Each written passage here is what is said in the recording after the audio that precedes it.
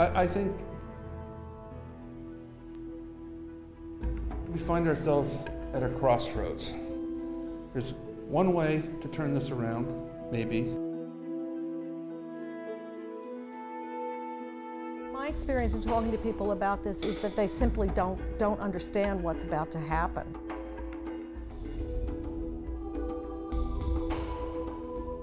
If you've got a country or a region of the world that is losing population, that's devastating. I mean, that would say that that region would be in a depression, we'd call it in economics.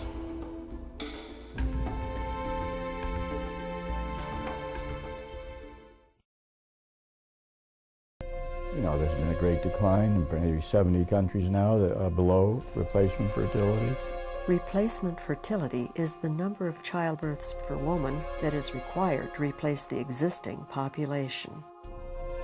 We're going into a new era. Why is this aging, and why is this demographic winter occurring? When fewer children are born, there are proportionately more elderly. This is called an aging population. The world for the last 200 years has been population increases pretty much in all countries. So that's the challenge, to try to first understand why it's happening and then some consequences. Certain population reduction in at least some countries, and in many countries without immigration, enters us into unknown terrain where there are potentially very significant negative consequences. Subreplacement fertility a generation and more ago means that the working age population, age 15 to 64, is going to be slowing and then peaking and then declining more or less indefinitely as far as the demographer's eye can see. Northern Italy and parts of Spain, with fertility rates below 1, homes in abandoned villages all around Europe. First, there's few births. Fertility rate is very low. It's 1.38 in Europe, whereas the rate needed for survival is 2.1. While Western Europe is experiencing low fertility, parts of Eastern Europe are already experiencing population decline. From 1989, for example, to 2002, the population has decreased by 13%.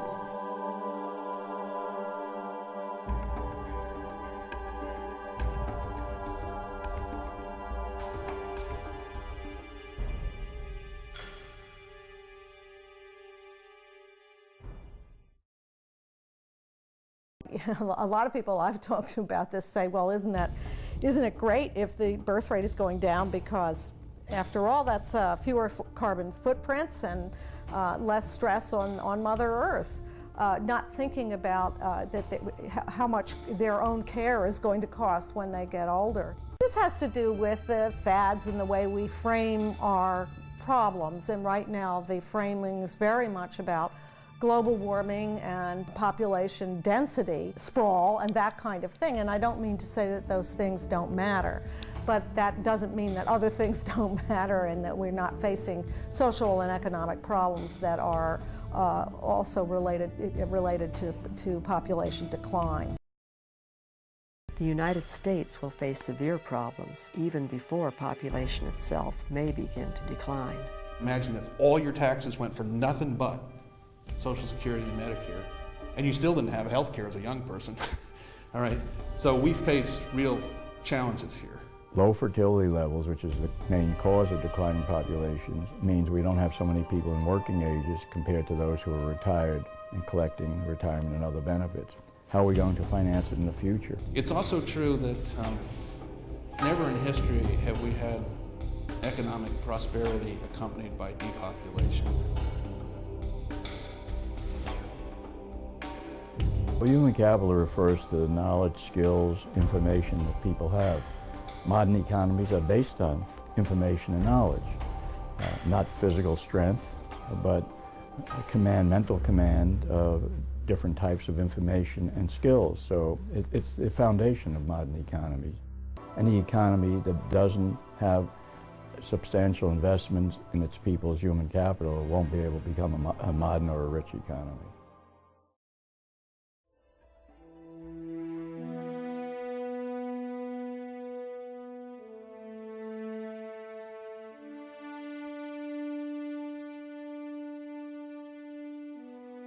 The stock market, from the beginning of 1990 to its bottom in 2003, went down 80%. Now, these are blue chip stocks, the Nikkei. It's like the S&P 500 or the Dow here. We were some of the only people in the world to see this because we were looking at demographics. Everybody else was saying, oh, Japan's government doing this, and then their companies are this productive, and they have these management methods, and their people save more, and they work harder. Those were all symptoms. Demographics said, boom, and then bust. And yes, everything unraveled. Real estate, stocks, everything. When you have declining number of consumers at different ages, you discourage research and development, productivity growth, which is the engine, fundamentally the engine of growth in any economy. We think when the United States and Europe go into this slowdown, particularly by 2010, due to demographics, that at first it's going to hit emerging countries and their stock markets are going to go down and their economy is going to slow. Now the difference is they will have the demographics to bounce back once they recover from that, whereas the United States and Europe will continue to slow, and countries like Europe and Russia slow almost forever.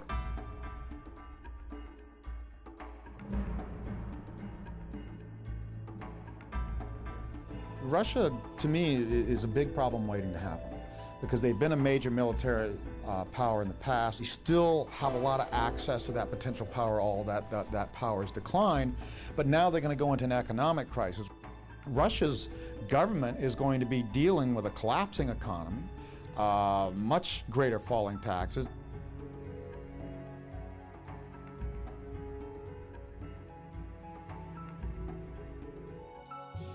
It seems a strange thing, with population growth so important to society, that we never hear about that side of the story. Could it be that we are simply not comfortable with how that story unfolds? We are facing the demographic catastrophe. The number of the young children are becoming less and less. And for such a small nation as Latvia, it might even endanger the survival of our nation. So it's very crucial for us to change the demographic situation. One of those paradoxes, I mean, everything you look at life and the universe has cycles, and so does demographics, and so do countries and their development. You're going to gradually have the weakening of the West. The Romans in the time of Julius Caesar were totally preoccupied by the fear that they were not producing enough children. The sterile pagan nobility died out, and with them their ancestors' idea of Rome.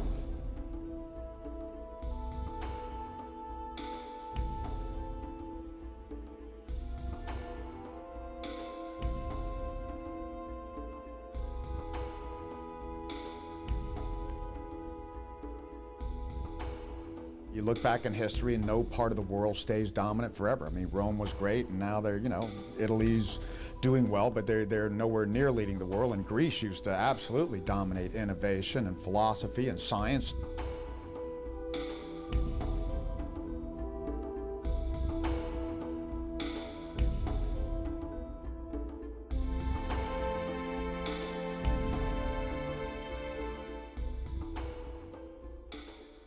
Because countries, as they get more prosperous and more urban, that's the two things you see with progress, particularly in modern time, people have fewer kids. So maybe the time of Western civilization has come, and now we're going into a retreat.